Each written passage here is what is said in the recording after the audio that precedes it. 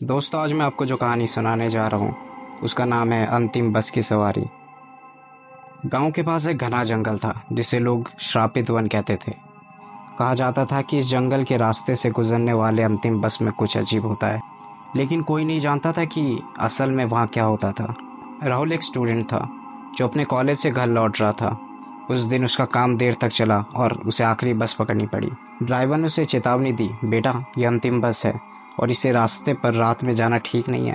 लेकिन राहुल को जल्दी घर पहुंचना था, इसीलिए उसने बस में बैठने का फैसला किया। बस में कुल 5 लोग थे, एक बूढ़ा आदमी, एक औरत अपने बच्चे के साथ और एक नौजवान।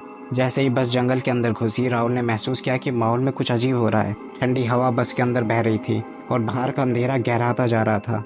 अचानक औरत का बच्चा जोर से रोने लगा। औरत उसे चुप कराने की कोशिश कर रही थी, लेकिन बच्चा रोता ही जा रहा था।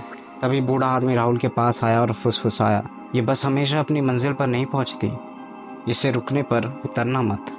राहुल हड़बड़ा गया। उसने देखा कि ड्राइवर के चेहरे पर भी अजीब सा डर था। बस अचानक झटके लेने लगी, मानो कुछ भारी चीज़ उसे रोकने की कोशिश कर रही थी। कुछ मिनट बाद बस रुक गई। ड्राइवर ने गाड़ी से उतर कर देखा और फिर अचानक चीखते हुए वापस भागा। उसके चेहरे पर खून था और उसकी आंखें डर से फटी हुई थी। उसने बस के दरवाजे बंद कर दिए और जोर से चिल्लाया, कोई नीचे मत उतरना, वो हमारे पीछे है। बस के बाहर से हल्की सी फुसफुसाहट सुनाई देने लगी, जैसे कोई नाम लेकर पुकार रहा हो।